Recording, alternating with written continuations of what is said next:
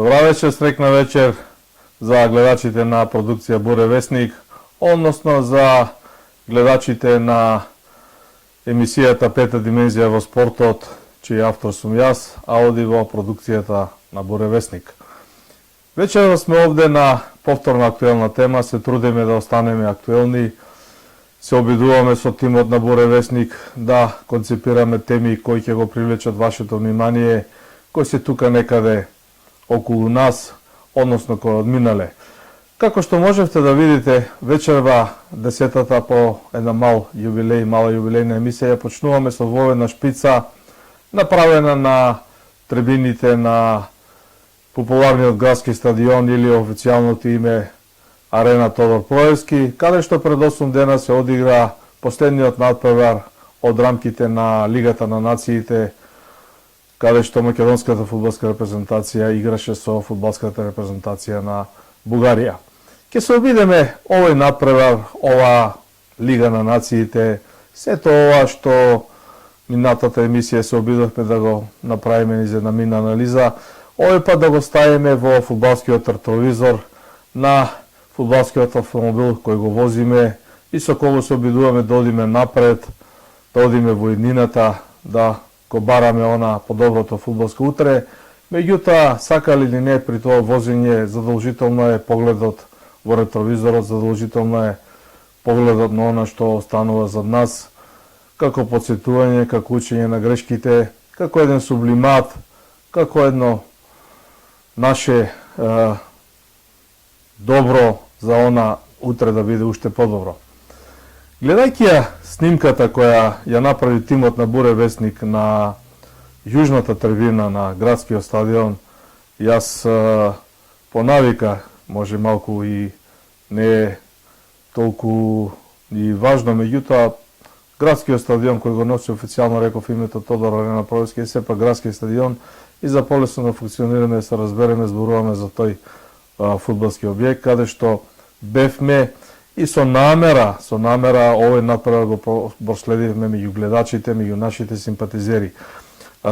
Долго време сум во фудбалот, долго време сум со фудбалската репрезентација, да не речем од самите нејзини почетоци. Еве и еден шлагворд, сум еден од 5 новинари кои известуваа од првиот официјален надпревар на фудбалската репрезентација, одигран на 13 октомври 1993 година, значи отприлика за 10 дена имаме мал јубилеј. И најискрено, најчовечки, вака од душата и од срцето, не се сеќавам или не можам да се сетам, а долго сум со фудбалската репрезентација, со сите овие врвни фудбалски настани, вклучувајќи и клубските надпреварувања, кога на градскиот стадион имало атмосфера специфична на јавната шпица која ја видовте. Зашто всушност зборуваме? Фудбалскиот надпревар Македонија-Бугарија заврши со наш пораз, односно победа на фудбалската репрезентација, која според мене, а еве ги следам и коментарите недела дена подоцна, речиси немаше некој да гледа во заби на таа победа, иако анализиравме и рековме и покажавме дека имавме многу шанси и дека најмалку спортски беше да извлечеме реми, односно нерешено на овој надпревар. Не е поентата во тоа. Публиката, оние отприлика 20.000 гледачи, значи по 10.000 на северната, на јужната трибина, источниот и западниот блок беа блокирани и не се продаваа карти, односно немаше трибини, со исклучок на малите навивачки групи. И релевантно и тоа го кажувам чисто информативно, направија еден убав преседан, еден позитивен преседан, кој лично мене ме така возбуди, емотивно ме погоди и беше инспирација за оваа емисија, која, условно кажано, го носи насловот трето полувреме, односно фудбалски ретровизор на надпреварот Македонија-Бугарија. Надпреварот завршува некаде последните секунди, очигледно е топката на средината на теренот, судијата го врти свирчето низ своите раци и се обидува да го приближи, да го отсвири последниот тој свиреж со кој ќе означи крај, а во истите моменти од двете трибини, од 20.000 грла, почнува да ечи македонската химна и да се пее во живо. Еве, мислам дека режијата на Буре Весник е овој тим кој заедно со мене е подготвил оваа емисија, ќе се потврди оваа снимка да оди неколку пати е направена во наша собствена продукција, да го видиме тоа и всушност да се обидеме да објасниме за што зборуваме. Значи Македонија губи, гледачите ја пеат македонската химна, сето тоа така прекрасно звучи и одекнува на трибините на градскиот стадион, што верувате според мене и според некои мои добри пријатели и познавачи на фудбалската игра и на некои прилики кои се поврзани со оваа фудбалска игра и со таа пета димензија, да кажем и со ова трето полувреме, велат дека во оваа ситуација фудбалот сепак победи. Значи долу на теренот Македонија загуби од Бугарија, Бугарија е победи Македонија, голот беше регуларен, судијата судеше можеби на мала штета на нас, односно не судеше како ние да сме домаќини, него ете како да играме на неутрален терен.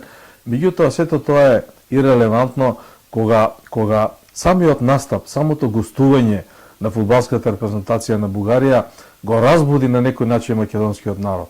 Значи, овде не станува збор за некоја висока политика, нити зборуваме за некаков, не знам, не сакам да ги спомнам сите оние работи кои сите добро ги знаете и кои се поврзани со меѓусебните односи на двете држави, нели, на двата народа.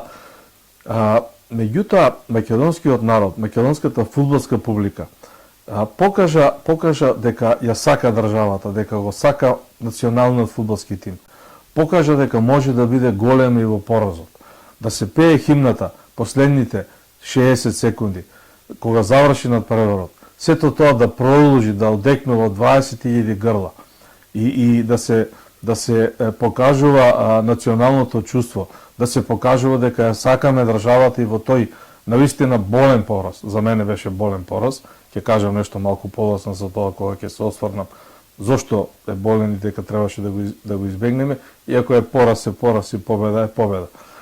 Значи, во таа констелација на односите, мислам дека македонскиот народ, македонската публика покажа дека се издигнува над оваа ситуација, на овој некаков, не можам да кажам каков јазвол, чвор, некаква безсмислена ситуација која е поврзана со се и се што секако е поврзано и со фудбалот, меѓутоа најмалку беше понеделникот вечерта поврзана кога актерите на двете екипи изиграа коректен надпревар со ситни закачки долу на тревата, со мал број милион жолти картони или лизвишки стартови, имаше и црвен картон на нашиот, нели, Тодоровски. Не се, сето тоа беше во рамките на коректноста.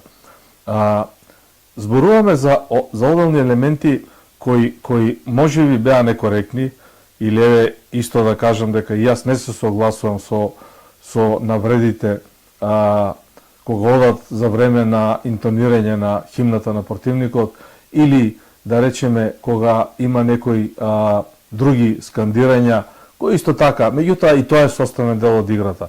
Истата вечер, или во истиот циклус, се играше пријателски фудбалски надпревар во Париз, каде што Бразил го победи Тунис со 4:1 и каде што навивачите во еден велен град, во една публика која има сигурно поголемо CV, поголема традиција, кога се опрашани големите надпревари, фрлаа банани кон противничките играчи, кон овие црноморестите фудбалери, а знаете тоа е чист расизам. Свирењето на химната на противникот, во време кога бугарската химна се имитуваше во живо на градскиот стадион во Скопје, е сигурно не добар потек. Меѓутоа, видете, прочитајте изјавата на голманот на бугарската фудбалска репрезентација. Јас во оваа прилика не сакам да се занимавам со цитати, со име и презиме на голман. И тоа е општо познато. Секој може, тоа можам да го најдам за една минута, можете и вие.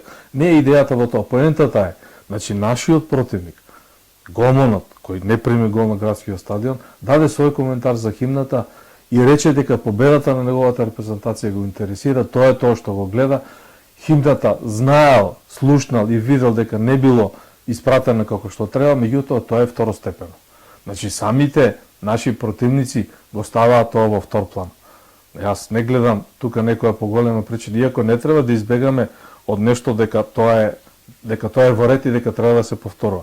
Во тој контекст, како дел, како жив сведок на сите настапи на фудбалската репрезентација на Македонија, значи низ моето CV, низ мојот бекграундот, низ моите фудбалски очи, низ моето новинарско перо, низ моите тефтери кои ден денес ги чувам во архивата, низ сите броеви на скок кои стојат тука и од дневниот весник и од неделниот весник, низ реката на селектори почнувајќи од Дончевски, Хаджиевски, Ѓоре Јовановски, Никола Илиевски, Джиджи, Драган Канцеларовски, Цапар, сега ги спомнувам селекторите од вие, почитувани гледачи, нив најлесно ги памтите. За жал, сигурно председателите потешко ќе ги запамтите, фудбалерите исто ги памтите, меѓутоа тие се повеќе, селекторите се по еден. Низа на сите овие селектори, не случајно ги изоставам странците како Сречко Катана, Џон Тошак, не знам, Бошко Ѓуровски е наш, веќе не е странец, и ред други, почит за сите ни сепак биде наши селектори. Јас лично не се сеќавам на ниту еден натпрев против ни една фудбалска репрезентација, почнувајќи од најголемите кои гостувале, да речеме Шпанија гостувала на градски стадион неколку пати, Англија гостувала, ќе кажам за Англија, имаше еден инцидент, меѓутоа далеку беше тоа од некоректност кога во прашање химната ќе се ослонеме на тоа. Значи не паметиме, исто како што не паметиме дека по завршување на надпреварот се пее нашата химна, дека македонскиот народ им дава почит на актерите, почит на настанот, почит на државата со тоа пеење на химната каде што се тресеа тревините на градскиот стадион.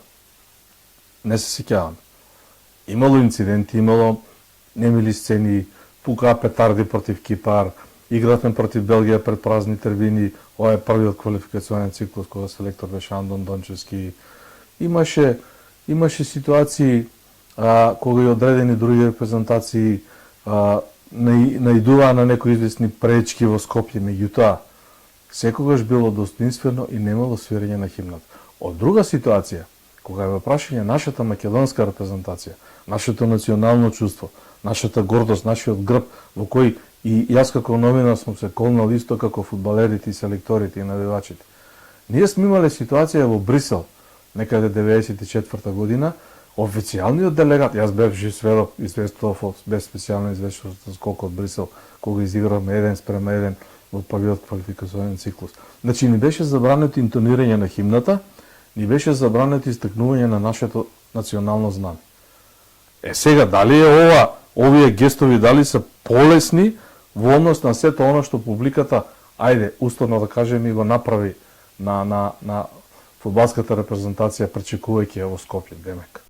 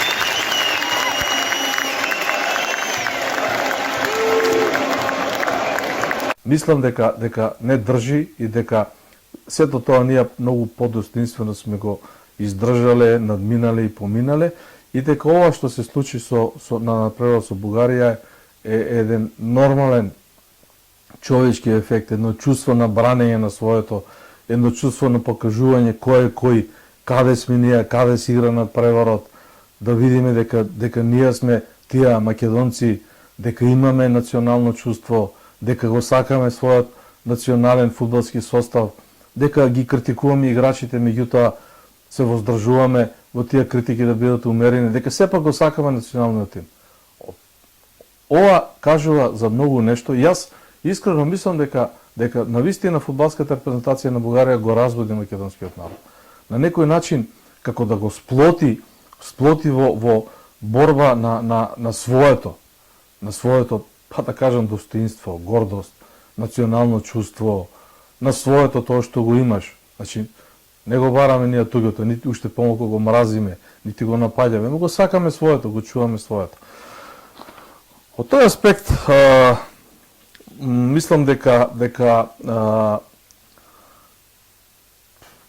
овој напревар, ова однесување на публиката, овој резултат треба и понатаму да се анализира и да се извлече една нишка дека Македонија има фудбалска сила. Јас во оваа прилика и малце ќе го завршам, условно кажам, овој прв дел од третото полувреме, после ќе се навратам на една друга димензија на ова трето полувреме. Значи, Македонија ја сака својата фудбалска репрезентација и на овој натпревар покажавме дека сме кадарни да го издржиме тој притисок што го имаме и дека сме дел од семејството на фудбалска УЕФА, дека и на светската ФИФА, нели, дека не сме некој слеп од црево, дека не сме фудбалски народ со коска во носот или не знам како, без оглед на неуспехот.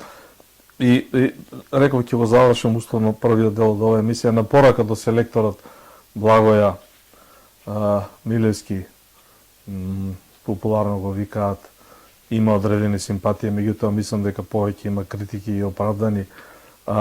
Јас сега нема да навлегувам дали можевме да победиме, да изгубиме, дали беше грешна тактиката, дали изборот е.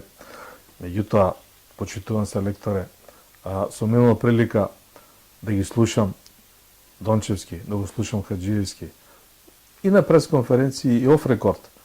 Понекогаш сум влегол со увлекуваната, сум имал привилегија, може би прв пат ја кажувам, посебно кај Дончев, кај Ѓоко во првите два квалификационни циклуси. Истото со Драган Канат, Варвас и Цапар имавме прекрасна соработка, на Никола Илиевски Джиджи во времето на неговото селекторство, кога ја врши функцијата селектор, бев официјален портпарол на Фудбалската федерација на Македонија, имав официјален пристап до совлекуваната на нашите, како што сега го имаат моите колеги 20 портпароли, моите пријатели Фатон и Златко. Значи, секогаш селекторот е тој што ги буди репрезентативците. Секогаш селекторот е тој што кажува ќе одиме да победиме, ќе играме дефанзивно за да извлечеме бод нерешено, или сме послаби и ќе бидеме горди и радосни ако не изгубиме.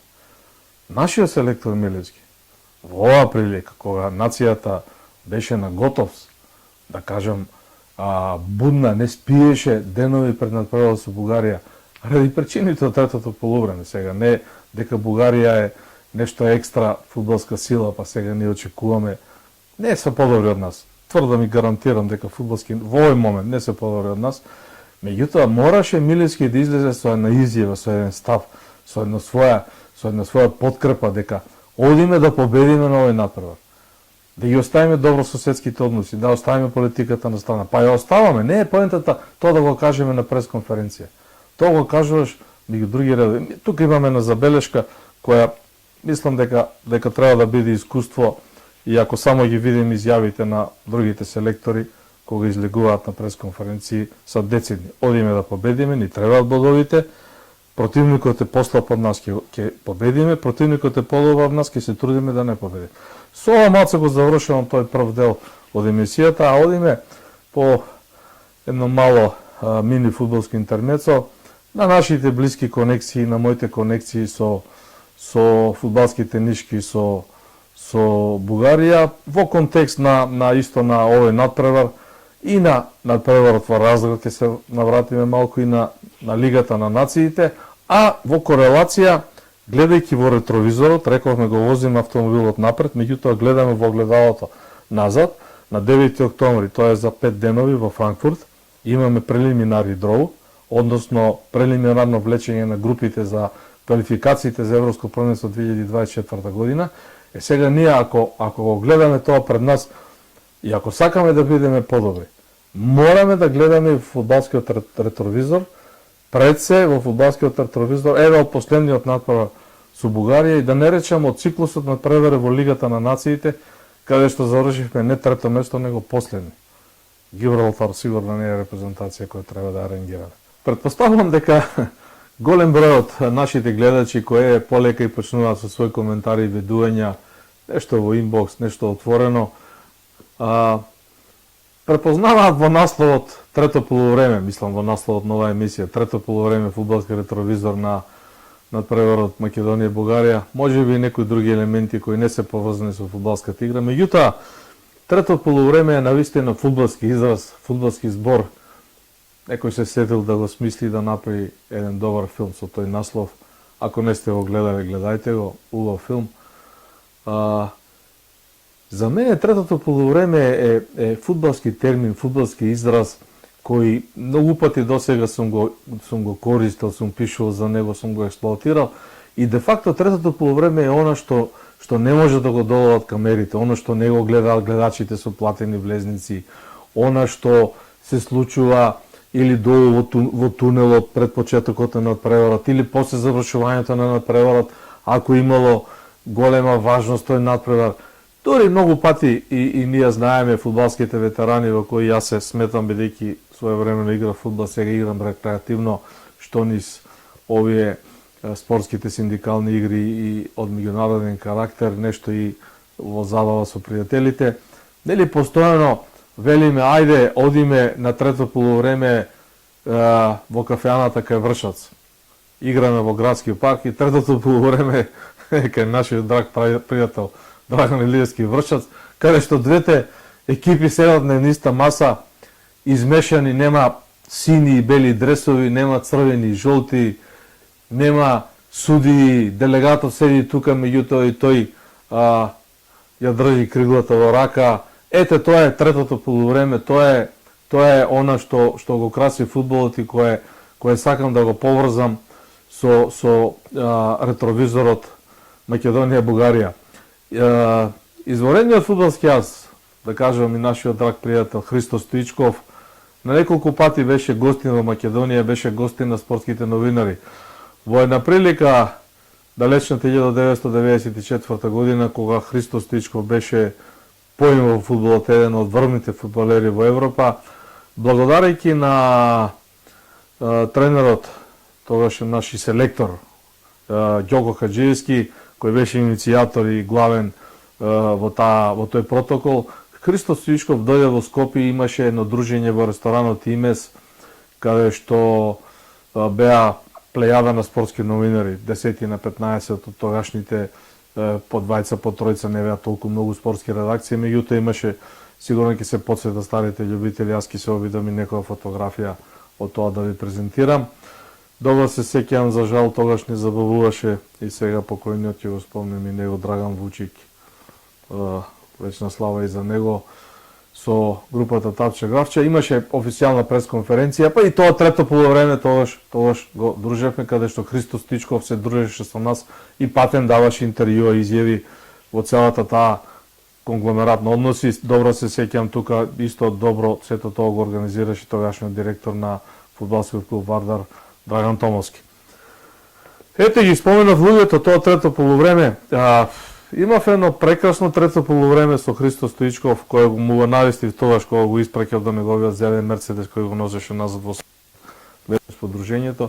Значи имав таа среќа, чест, задоволство, кој знае како да го наречам, на моето второ светско фудбалско првенство во Америка 1994 година, да гледам, да следам фудбалската репрезентација на Бугарија на неколку надпревари против Мексико, против Шведска, оној легендарен надпревар против Германија не го гледав кој ги победија, меѓутоа ги гледав неколку пати во групата и најважното на враќањето, јас имав резервирана авионска карта за директната линија Софија Њујорк, односно Њујорк Софија на враќањево.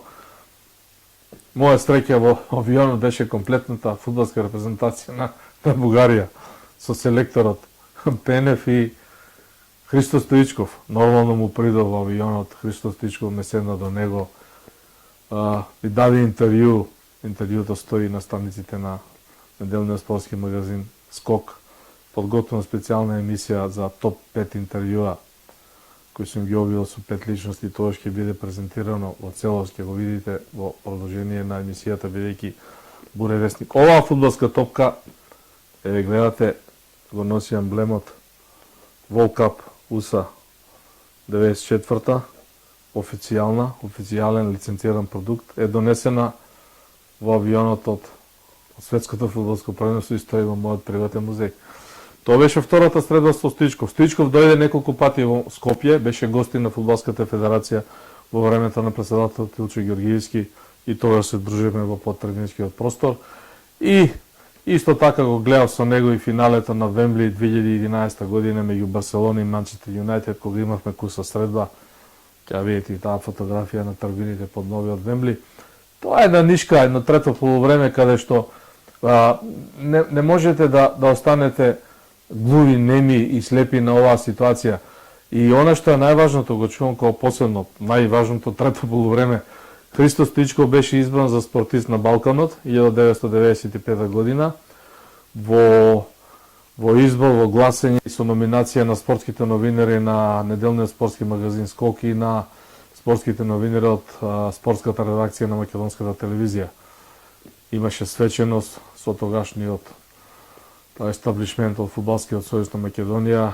На Христо Стоичков му беше врачено лично од моје име, мислам лично јас во име на спортскиот магазин Скок и на тој избор, признание како најдобар спортист на Балканот.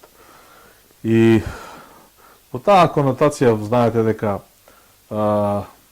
Саша Чирич, Лјупчо Марковски, Бобан Бабунски игра во ЦСКА Софија, Владко Костов играше за Локомотив Софија, имаше плејада на играчи, Ристо Милосавов, ден денес во Бугарија е идол на Добруџа и нивните фанови го сакаат, остави извореден печаток, играше подоцна и за ЦСКА, мислам. Ристо Милосавов, Штипјанец, фудбалер, човек, личност од моето мало од Штип, каде што заедно сме разнати и релевантно. И една друга низа податоци каде што Македонија играла со Бугарија неколку пати и сето тоа поминало коректно и третото полувреме секогаш било добро и коректно.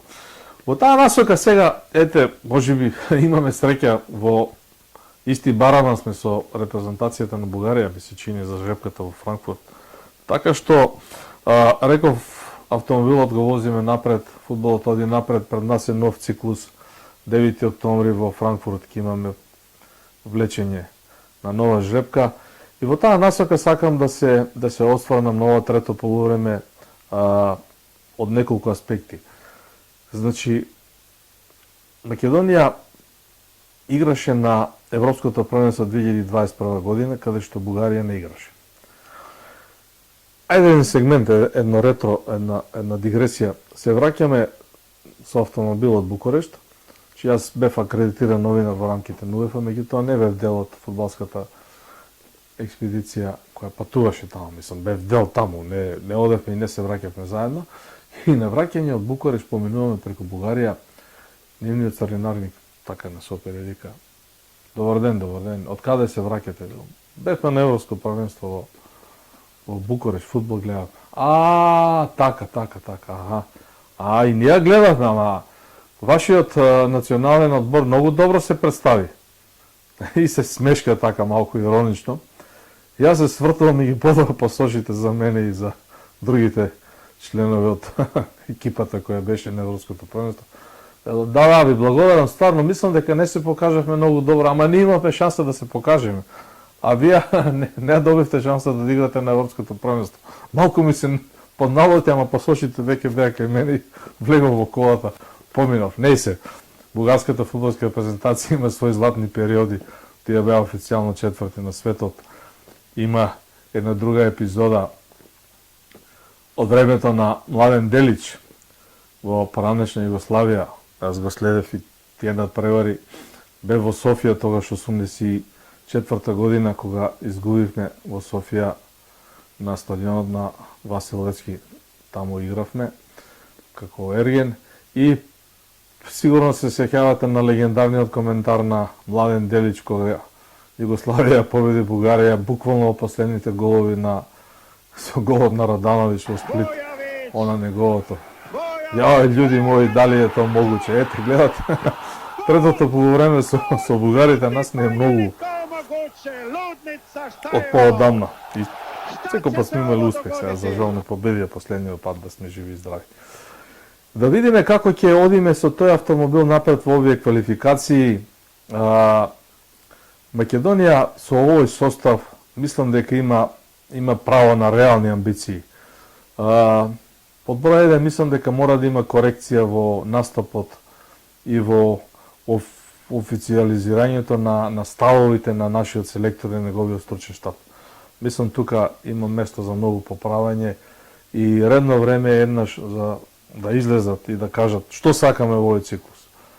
Нормално кога ќе ја видиме групата, тоа ќе биде брзо за нецели 6-7 дена ќе имаме веројатно размислуваат тимот на Боре Весник и нашата режија да подготвиме емисија и после официализирањето кога ќе знаеме во која група ќе играме. Тоа е неинтересно европско првенство 2024 година. Повторно се враќа организацијата на една држава, значи и тоа не било која фудбалска Германија е организатор, со целата инфраструктура, со близината до Македонија, со стадионите, па дури и со цените.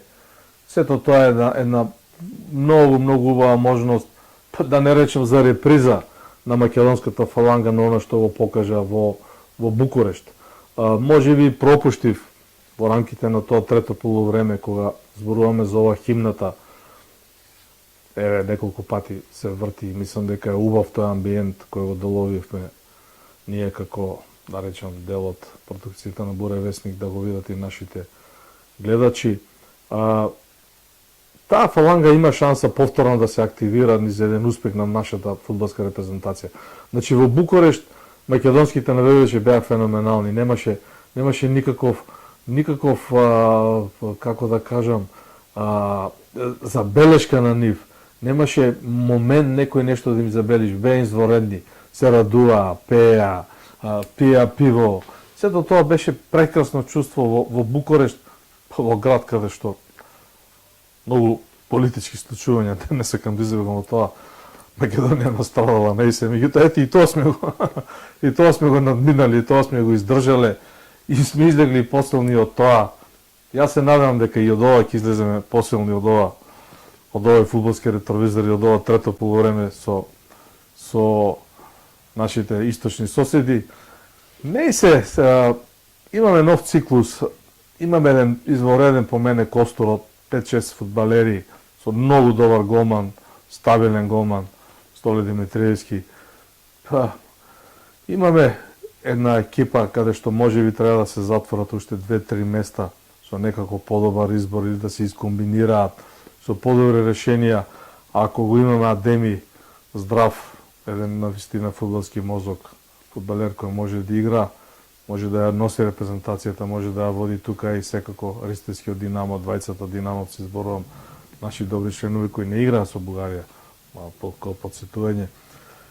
Така што не сме репрезентација и екипа која треба да се предаде. Сега настрана ова второто, каде што општо нема некоја организирана подршка на естаблишментот во фудбалската федерација, некако немаат. Јас мислам дека фудбалерите ја имаат подршката од нацијата, од трибините.